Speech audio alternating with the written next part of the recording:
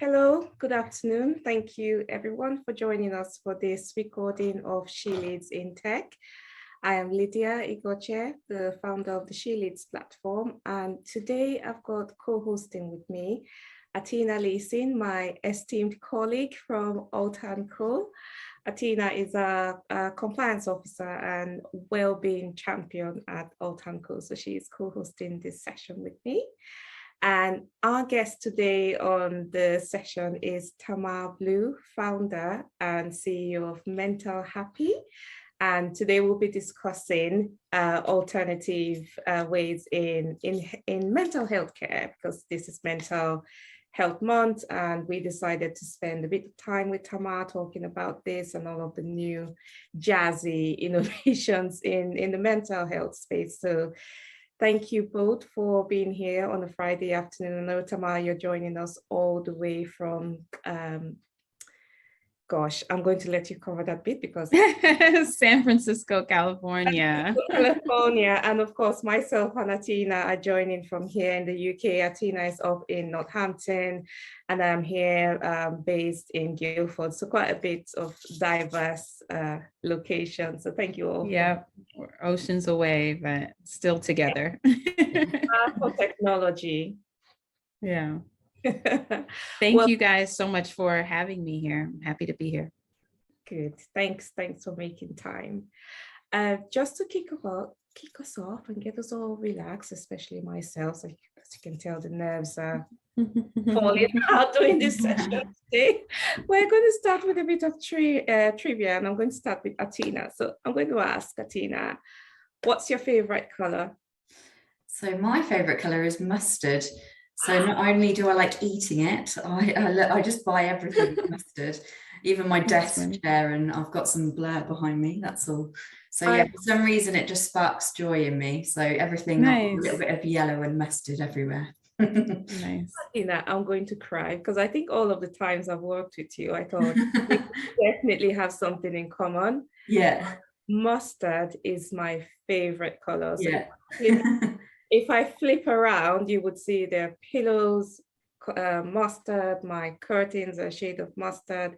There's mustard everywhere, including the bed frame that is mustard. So that's just awesome to hear. Favorite color too. And you, Tamar, what's your favorite color? So even though my last name is Blue, my favorite color is purple. I've always liked it. I feel like, it could guy, girl, like it's a good neutral color. And I love all the shades of purple. So yeah. That's fascinating. I think I really love how color tends to evoke happiness. That's what mustard does for me, because I feel something that makes me happy. So it's a happy color. It is. It's a very happy color. It's true. Colors just kind of make you, it really can affect your mood and uplift you. Yeah. So important to be surrounded by the colors you like. True. Okay, good. So we can properly start now. And I'm just going to come to you, Tamar, because you're our guest speaker today, to tell us about you and your career journey up until the founding of MentalHappy. And then Atina will be taking over to go into the in-depth questions on mental health, and then I'll come back to finish at the end. Yeah, sure. So again, my name is Tamar Blue. I'm the founder and CEO of MentalHappy. We've been around for 6 years now. And at MentalHappy, what we do is we have a platform, a telehealth platform that helps providers and health professionals provide additional mental health services to either their clients, patients, or members.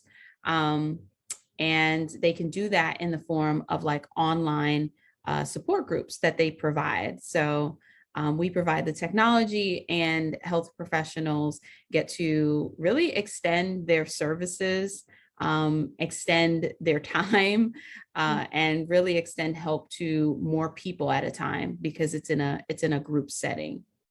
And we're based here in San Francisco. Funny enough, we started our journey with a physical wellness product, and the company just really kind of kept on growing. We had huge followings on social media.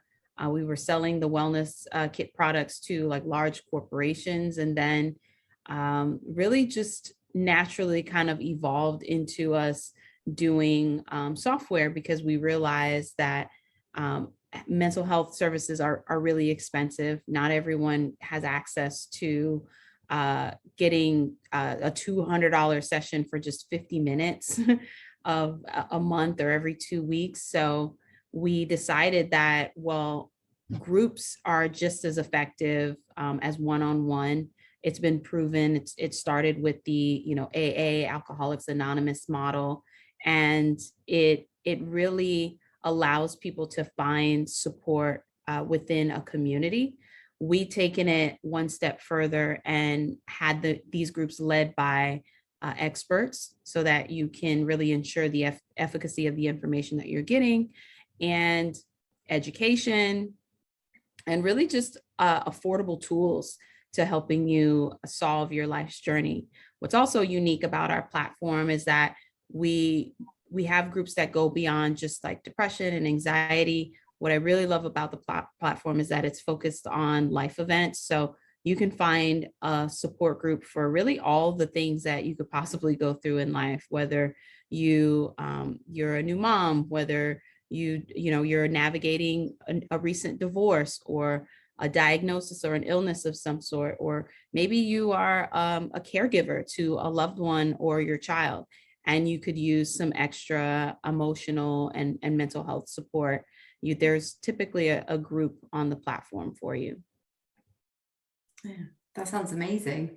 I think what's really good is you're talking about different walks of life and not just being specifically anxiety.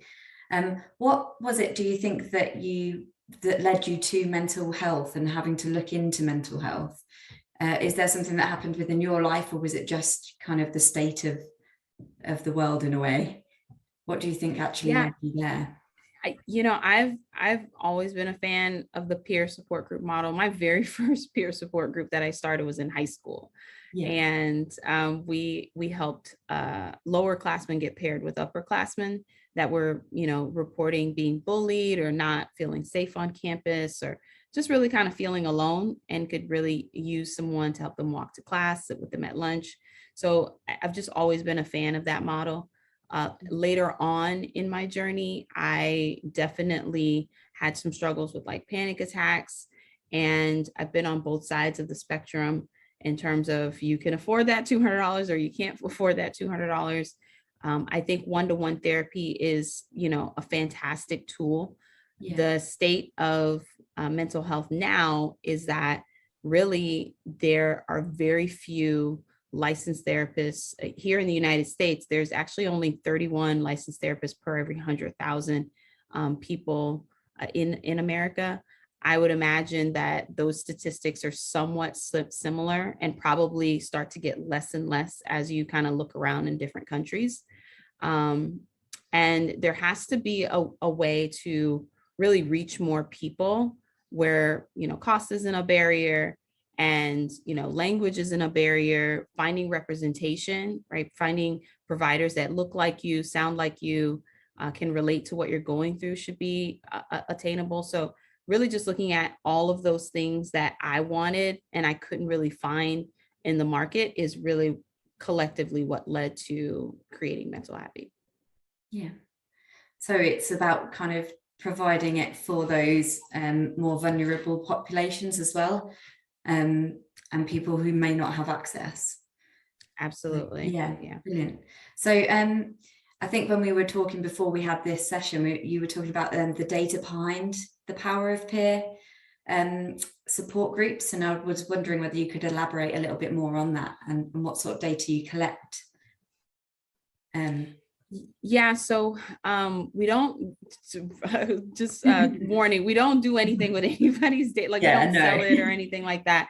And really, we're not in the business of like collecting data on anyone. It's really just a place where providers themselves can really reach their clients and their members and their patients through education, through these either weekly or bi-weekly group meetings. The only thing we ask when people come onto the platform is that we'll do what we call like a wellness check or a wellness assessment. Again, we're not collecting that information to like sell it to anyone. It's just checking in to see like, hey, how are you feeling? What brings you here? How long you've been feeling this way, and what type of services you're looking for, so that we can match you with a provider that is leading a support group. Yeah. And do you think that's kind of told you what pockets of people you can reach out to, or provided some insights in that respect? Yeah, one of the things that we do ask in terms of like collecting some small information is really just what type of group you're looking for. And if you don't see that type of group, when we were starting out, if we didn't have that type of group on the platform, we would ask, well, what is it? And I think in asking like, hey, what type of support group you feel like you need, or maybe you and another friend are looking for, I'm just really amazed at like all of the different life topics that people feel like they need support. Like on the platform the other day, I saw something about the adult adoptee journey, right? And these are just things like, unless you experienced it, you wouldn't like overcoming a past relationship with like a narcissist, right? Just things like that you just wouldn't. We think of the regular things like grief, divorce, and becoming a new parent, or just like all the happier life moments. But there is a very broad spectrum of the human experience. And we're glad that, we can identify that and what the needs are, and really help find providers that are wanting to lead groups based on those topics. Yeah, I think that's really valuable. So thank you so much for sharing on that. I think as well, so the reason that we've got you in is, along with mental wellbeing, we also have a women's group. So we're trying to speak to women kind of from all walks of life in different industries. We're particularly trying to encourage people in tech, but also I think some of the things that are always coming up is how people can deal with stress or imposter syndrome, and especially in the female community. I don't know whether you could kind of elaborate on any strategies that you might have or know of that yeah, that's useful. a really good question. Yeah, I think being just a woman in general, no matter what the field, I'm an entrepreneur in tech. Even if you are, in a different corporate environment, a different profession, I think women always experience some level of not feeling well, for good reason, right? Like not feeling adequate to male peers. One, they make more, so that that can knock down your confidence, knowing that you're doing just as hard of a job, but you're not validated financially in terms of like your skills and abilities. And I think for a long time, before I became like someone's partner and a mom and things of that nature, I just kind of always thought like those things weren't important. It wasn't like a real job. I feel so bad for saying that. Like being someone's partner is just, it's a no-brainer. Or being a mom, it's like you chose to be a mom, but those are like really hard jobs. And those are really tough jobs. And those jobs require really the same level of creativity, the same level of like problem solving, the same level of resilience that you would take into a corporate workplace.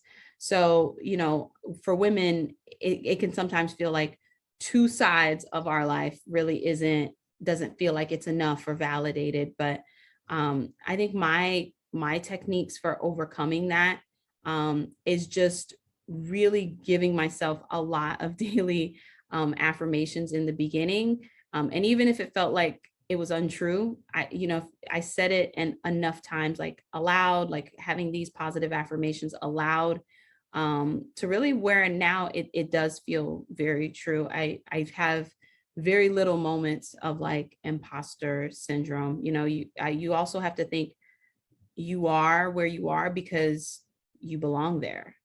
right? It wasn't an accident. Someone didn't accidentally leave a door open and that's how you stumbled in. You're there because you're deserving. And you're amongst like one of the smartest people in the room. So it just takes a lot of self-esteem building to really kind of navigate that and get over it and realize like the little things we do as women are all valid. They count, whether you're breastfeeding and you're a mom at home just breastfeeding, or you're in the corporate world, like it's all the same. It's all the same strength that we have. Yeah, thank you. And I think as well, something that's been in the media a lot lately is kind of around social media and technology and how we're always switched on. But it'd be really good to get some insight in how you think you can effectively use social media as well. Are there positive things to that, and what's your opinion on that, really? Yeah, so I'm definitely a fan of social media. I mean, I love my favorite platform is probably Twitter. I think it brings clarity to a lot of stories and things and experiences that are happening all the way across the world. It's been a very formative platform when it comes to calling out social injustices. And it's also it's a great place to get like a lot of funny, just a lot of funny, lighthearted content too, which I really love. Social media it's curated by the people, like for the people. Of course, there's arguments like when to introduce social media to children and when is it appropriate so that they don't consume too much of it. Are we consuming too much of it as adults? And how do we do we see like too much of like a polished world on social media where everything's just like perfect? I think it's certain, like with any tool or platform or technology, I think as founders, we build something with the intent that we have in our minds on how it should be used. But once people get a hold of it, they use it completely different. And we even see that, with our platform, oftentimes certain features like people are drawn to more than the others, right? Yeah. But I don't think it's necessarily a bad thing. I know there's a lot of controversy around like the metaverse and, what that's going to be like. I think it's just things of technology just is evolving. That's all. And there's some middle ground, but social media is definitely very useful. Yeah. And I think, like you said, creating a network via tech has been your kind of bread and butter. So, reaching out to more people in different areas because you've got the reach of that technology is a really amazing thing. And I also, oh, sorry, go ahead. No, you go. I was also going to say, the social media platforms have also been really great in closing wealth gaps for women, closing wealth gaps for people of color, or at least helping to close wealth gaps. I mean, you can start a business online and just kind of launch it to your followers, or even if you don't have followers, you can build followers. You can sell your products, you can launch your app. So I think it's been very useful in deshackling people from whatever job that they had before. And I mean, this means, more women get out of abusive relationships, right? Because there's an easy way to earn money. More people lift themselves out of poverty because there's an easy way to earn money through social media. So for all the bad things, there's a lot of good. Yeah. And I think we had a question here around kind of app-based mental health care support and building resilience rather than coping mechanisms. So I think it'd be really interesting just if you could elaborate a little bit more on that. So I don't think coping mechanisms are totally bad. I mean, I think there's some instances where you have a day where you're maybe just trying to cope and survive, right? But I think But I think long term, we do have to find some solutions that are sustainable for people, that are inclusive of everyone. I know here in the United States, you know, a lot of people do have access to healthcare, and a lot of people still don't.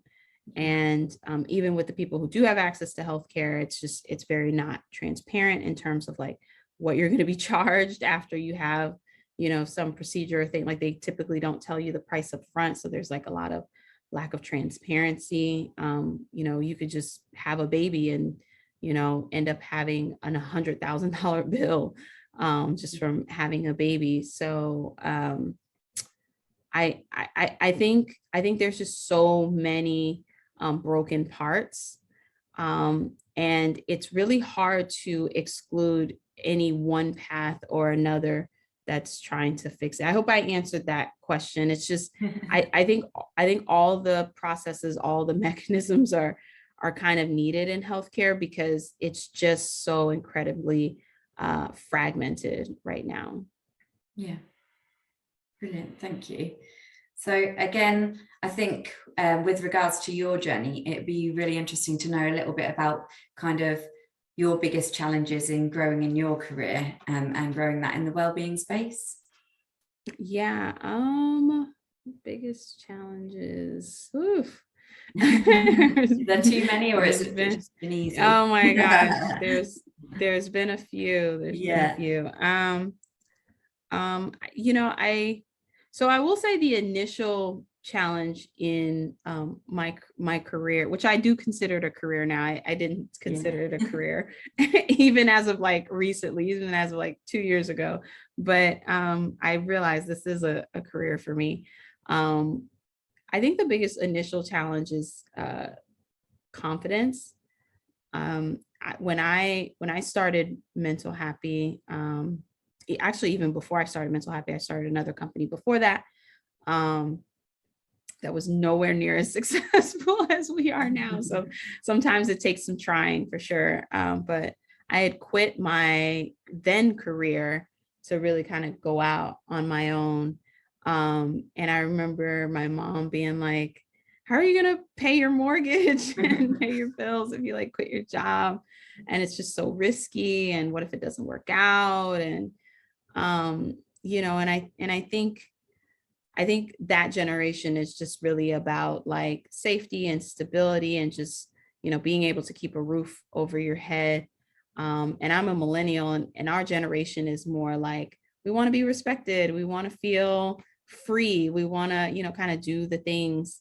We want to be nice to people. We want to be kind. Like millennials have like a different, definitely a very different beat of their drum that they're kind of walking by. And I just didn't want to do that anymore. So I think the first part of the career journey was having the confidence to break away from everything that I was taught, everything that, like, I have West Indies, Caribbean parents. So just really strict, really rigid, really kind of traditional in like what you should do. So having the confidence to kind of like say, that's not for me, and step away and do my own thing and really kind of move without an initial safety net. And I think the second biggest challenges in career is really just like learning very, very quickly. I didn't have a technical background. Like I didn't go to school for tech. It's not like I knew how to develop or code or build software or anything like that. So I had to learn those things like very fast. I mean, I still don't code, but I do build the product in the sense that I create the user experience along with my team. I also help with like the marketing. So teaching yourself marketing, teaching yourself social media, what it means, like what are some of the development languages and how to talk to a developer and engineer and how to collaborate with them. How to talk to customers, right? One-on-one. That was very different experience for me. So the learning and doing all at the same time posed a very, very steep learning curve in the beginning. Now I feel like I've got like a strong handle on it. And I had to think of maybe another challenge, would be like just being able to figure out how to raise money as a woman, right? Like we've gotten so women receiving funding from like venture capital and things of that nature is just it was, at the time that I was starting out, it was almost non-existent. It was like 0.00% of billions of millions of dollars went to women. And now I think in the 6 years that I've been doing this, it's like closer to 2%. So we still have a long way to go. So knowing that the odds are so stacked against you mathematically, right? And to still have like that confidence, to have like that faith to go out and ask investors to invest in your company was definitely a different challenge that I had to navigate early on in my career. But yeah, I'd say those are the things: confidence, asking for money, and really learning and knowing as much as the boys do very fast. Yeah, and I think that kind of harks back as well to, you know, talking about being able to build some resilience and also building that confidence, because I think a lot of the women that I speak to, that seems to be the main barrier, is, you know, being able to say, actually, I can do this, and I'll be able to find the support. So yeah, right. That's actually a good thing you just said, and we'll be able to find the support. Yeah, I think that's another thing that we really doubt when we're doing something. It's just, we kind of come from the perspective that we have to do it all alone. yeah. But one of the things I've been meditating about and like really realize is that like support will show up for you when the timing is right. Like you should just kind of have to trust and believe in that. So that's really great that you said that. Yeah, thanks. So I think as well, I think our last question here was just about what are your biggest influences, really?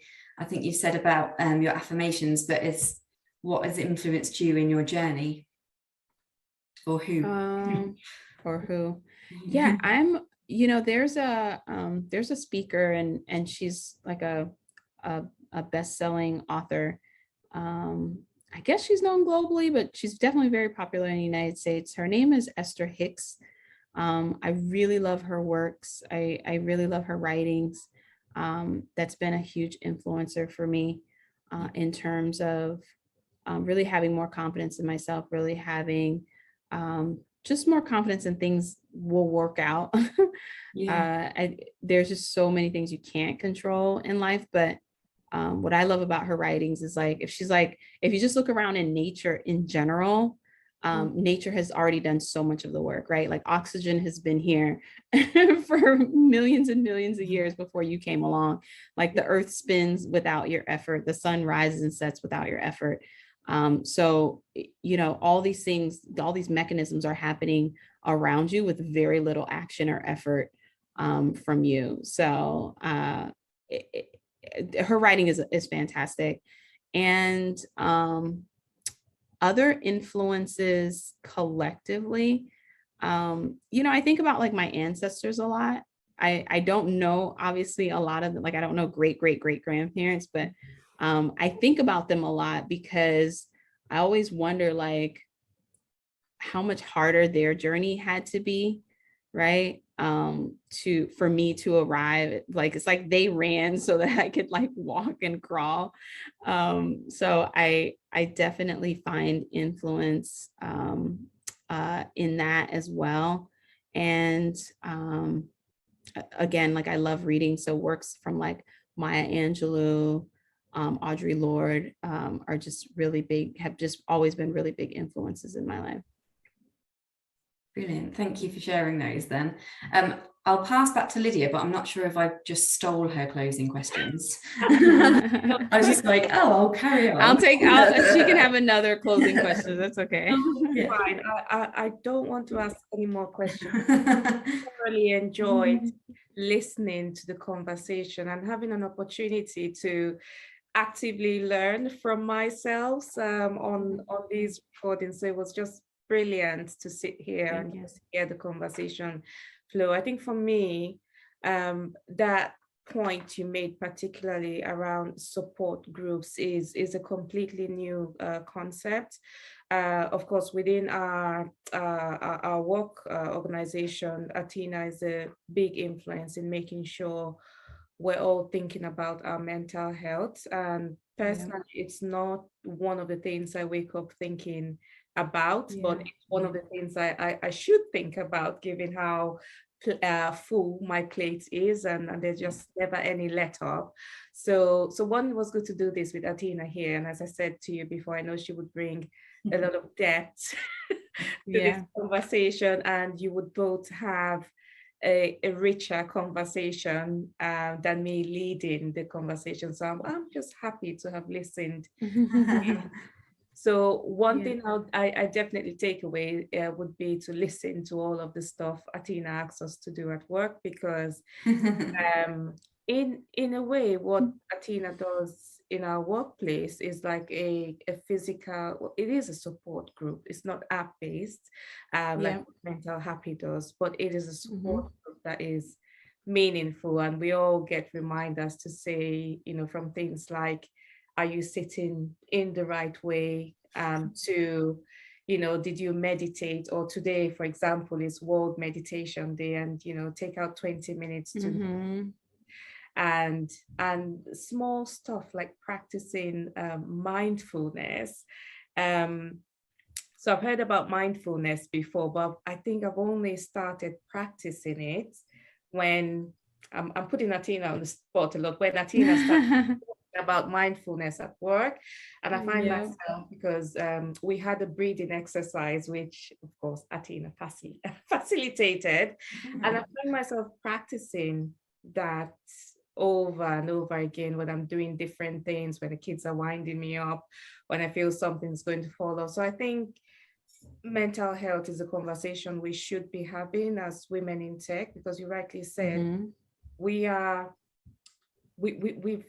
got all of these different roles, and one key thing you said is that we bring the same set of competencies, whether we're at home or in the boardroom, where you the same things, we're using the same resources, we're pulling out of the same bucket, and often it's not recognized, right? Because the perception is, if you're in the boardroom, and typically if you're a guy in the boardroom, you're where you should be and you're doing a job.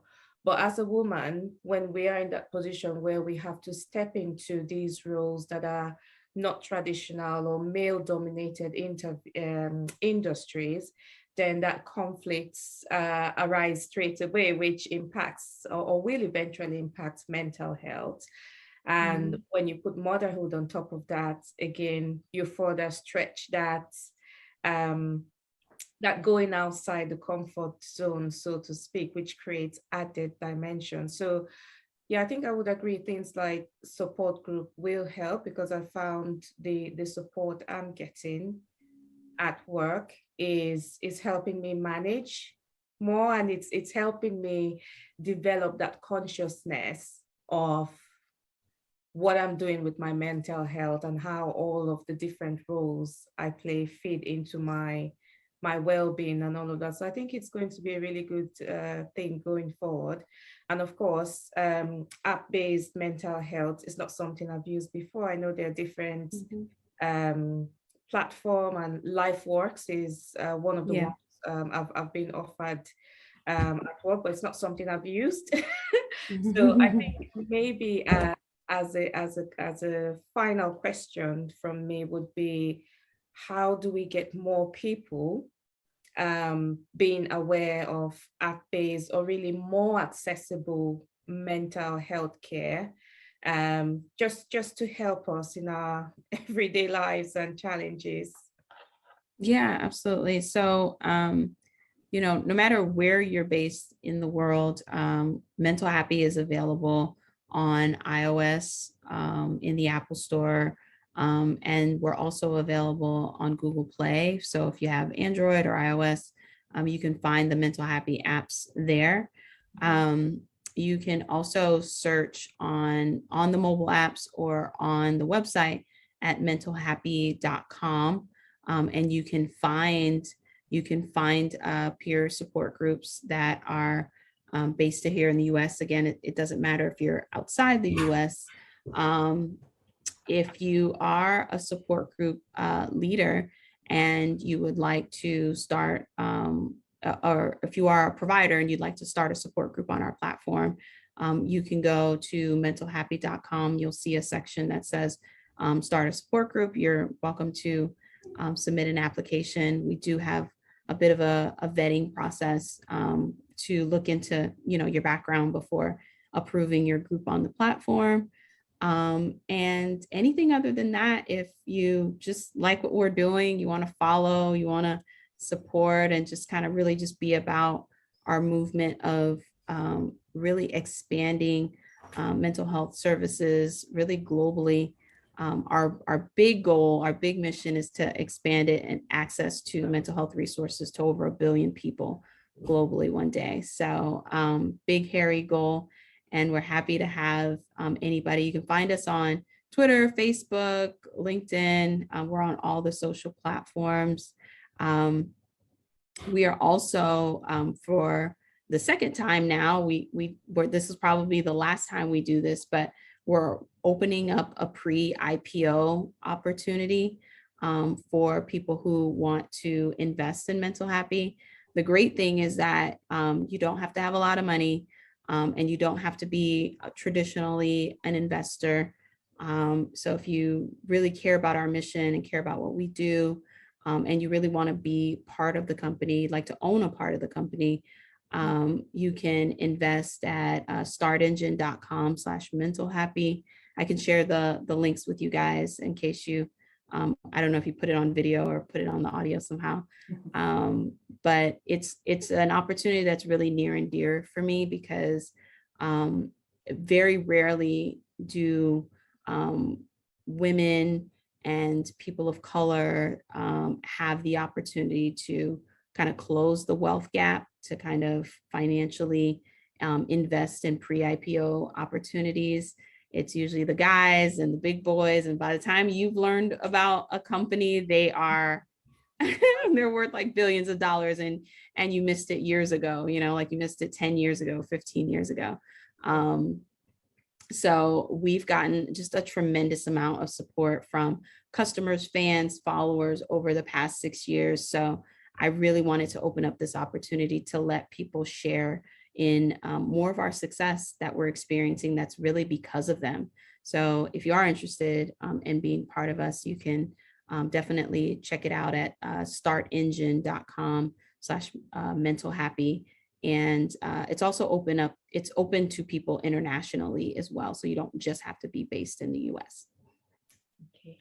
And thank you guys so much for having me. I've had a blast on this call. Thank you so much for having me here. No worries. I was going to say that's an excellent note to draw a conclusion, and just thank you both so much for doing this. And I hope you have a wonderful Friday. Yeah. You too. Right. Thank you. Have a nice weekend, guys. Okay. Bye, everyone. Thank you for listening. Okay.